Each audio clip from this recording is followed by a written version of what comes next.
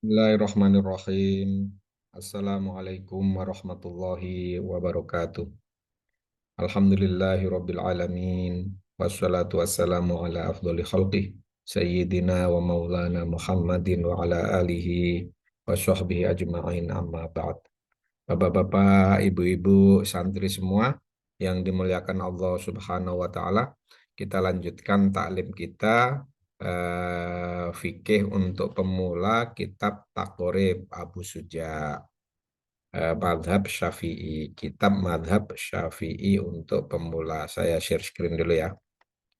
Share screen kitab Taqrib Abu Suja. Nah, ini masih bab toharo ya. Kita bicaranya masih bab toharo. Nih, bab toharo, kitab toharo.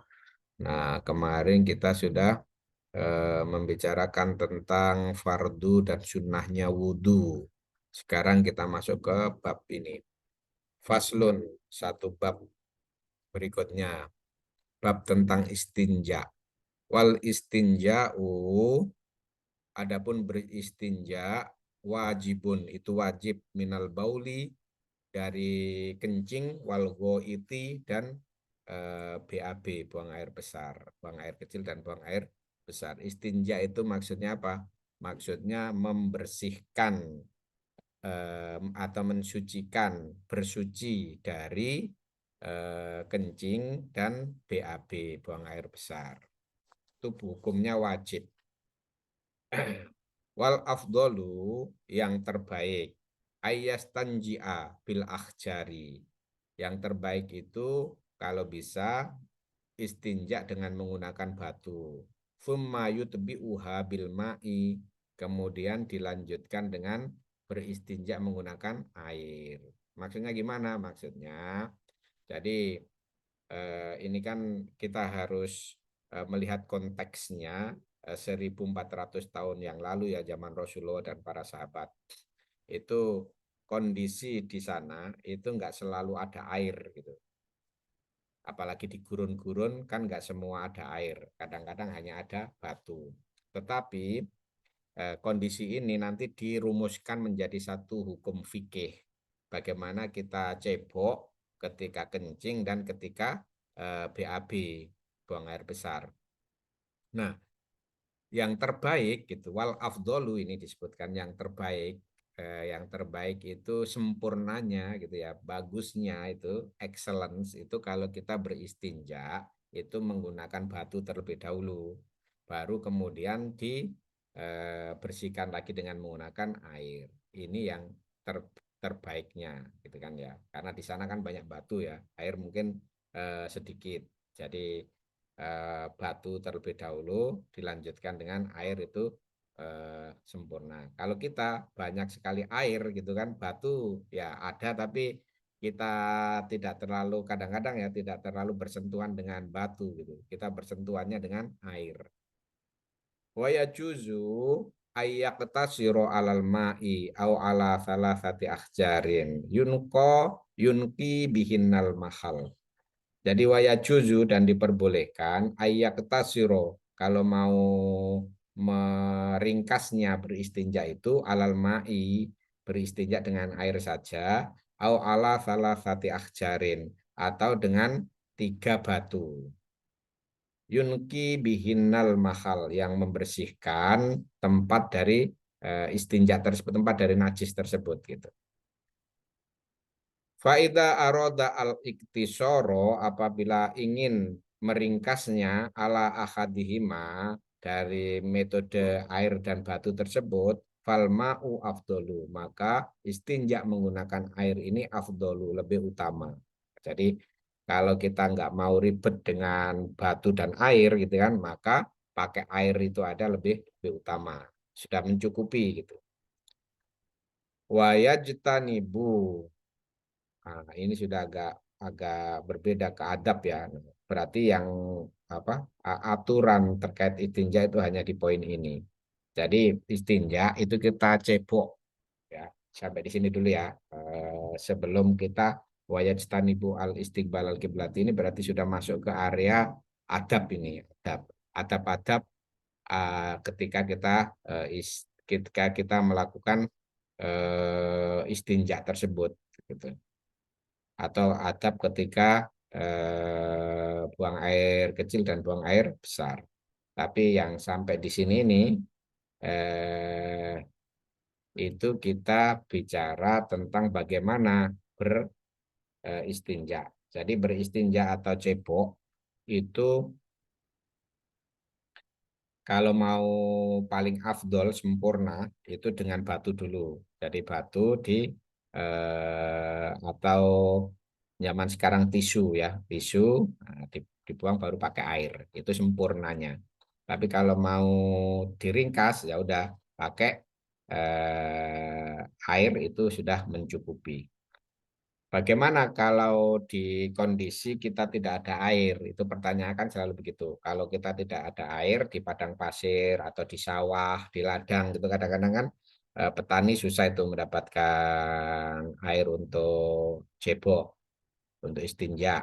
Maka dia bisa menggunakan batu, cari batu 3 biji. Nah, di istinjanya untuk membersihkan bekas-bekas BAB dan bekas-bekas air kencingnya itu sudah dianggap bersih 3 kali. Yang penting 3 batu 3 kali. Batu yang berbeda ya. 3 batu dibuang.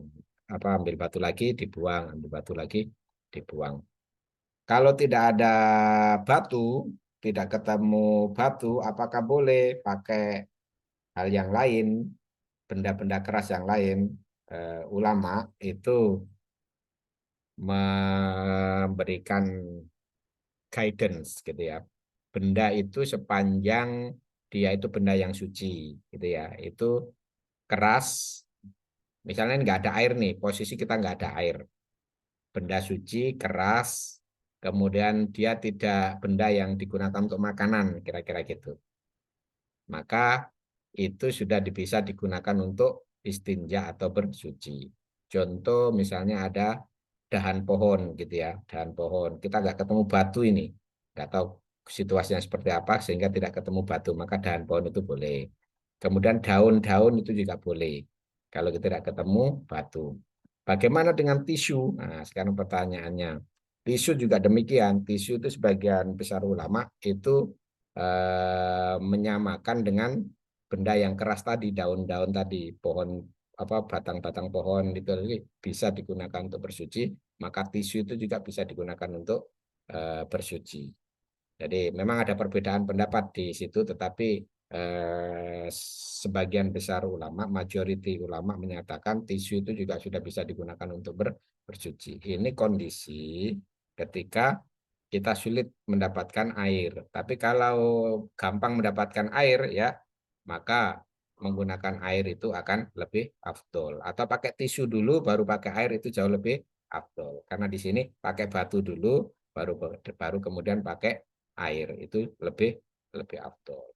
Jadi ini kita bicaranya tentang bersuci. Makanya dalam Islam itu sangat penting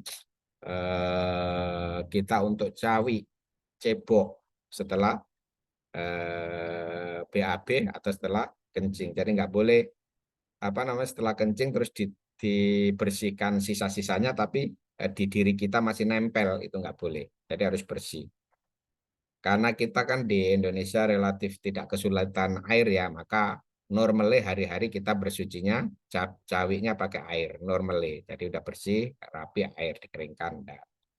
Tapi kalau di posisi sekarang kan banyak hotel, hotel-hotel itu nggak pakai air, ya pakai tisu mencukupi sebenarnya pakai tisu itu mencukupi. Jadi dan itu maksudnya mencukupi itu gimana? Mencukupi ya udah bersih. Meskipun kadang-kadang kita nggak nyaman karena kita hari-hari sudah tradisional dari kecil itu sudah pakai air terus gitu kan. Maka ketika kita ketemu di hotel atau di pesawat harus pakai tisu itu kita berat. Tetapi bagi ulama yang berpendapat bahwa tisu itu bisa digunakan untuk bersuci karena dikiaskan ke apa namanya batu atau ke dahan-dahan pohon atau ke daun-daun gitu bisa digunakan untuk bersuci, maka tisu pun bisa digunakan untuk bersuci. Maka kemudian ya setelah bersuci dengan tisu itu kita sholat ya sholat seperti biasa. Artinya itu sudah dianggap bersuci. Meskipun itu tadi kadang-kadang karena kita secara tradisional pakai air, maka kita nggak nyaman kalau nggak pakai air.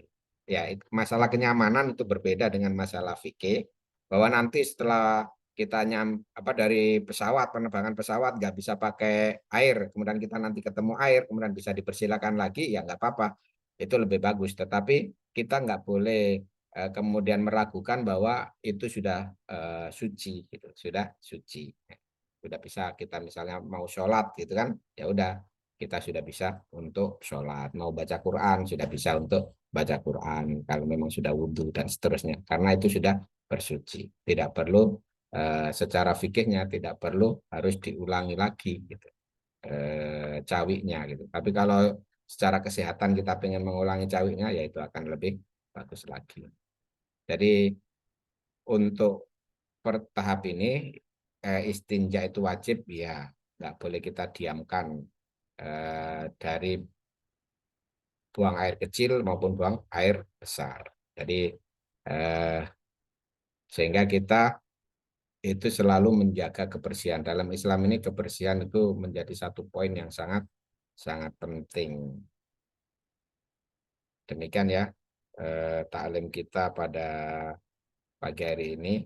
Karena taklim ini bentuknya untuk pemula, maka begitu kita mendengar ilmunya atau membaca ilmunya itu langsung siap untuk dilaksanakan. Jadi perdebatan atau perbedaan pendapat nggak akan terlampau kita ulas secara detail di sini, karena kita fungsinya itu, oh ya ini langsung bisa kita praktekkan untuk kehidupan kita sehari-hari, ibadah kita sehari-hari.